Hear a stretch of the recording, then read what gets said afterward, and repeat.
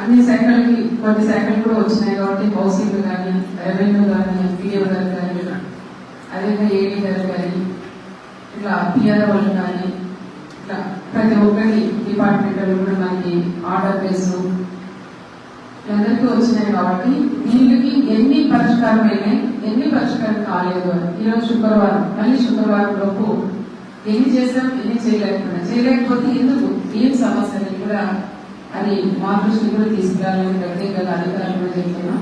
ఎందుకంటే ప్రజా దర్బార్ పెట్టామో పోయినా అనేది లేకోకుండా మనం దీంట్లో కొన్ని సాల్వ్ చేసేవి మన ద్వారానే కొన్ని ఇల్లు ఉండే వాళ్ళు అనేది లేకోకుండా ఇల్లు లేని ఎవరైనా సరే మాకు హౌస్ సైట్ లేదు, అదేవిధంగా హౌసింగ్ కూడా లేదనేది మీరు కూడా సచివాలయంలో కూడా మీరు అప్లై చేసుకోవాలని ప్రత్యేకంగా మిమ్మల్ని వాళ్ళని కోరాలని ప్రత్యేకంగా అధికారులందరూ కూడా చెప్పాలి, బాధ్యత తీసుకోవాలని కూడా చెప్తున్నాం. కేవలం ఇంకా 10 రోజులు మాత్రమే ఉంది.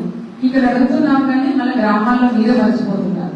దానికని లీడర్ గా మీరు అందరూ కూడా గుర్తు పెట్టుకోండి. మీరు కూడా గ్రూపుల్లో కూడా పెట్టి 10 రోజుల టైం ఉంది. హౌస్ సైట్ హౌసింగ్ రెండు కూడా మీరు అప్లై చేసుకొని సచివాలయంలో కూడా చెప్పాలా. దీనికి సపోర్ట్ గా మా ఎంపీడీఓ గారు కూడా హౌసింగ్ వాళ్ళు కూడా సపోర్ట్ చేయాలి.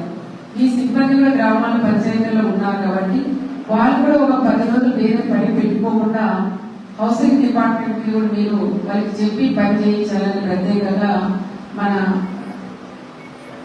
మన ఎంపీడీఓ గారు కూడా చెప్తున్నాం. మొన్నే కలెక్టర్ గారు కూడా చెప్పారంట. నేను కూడా ఏదో మళ్ళీ కలెక్టర్ గారు కూడా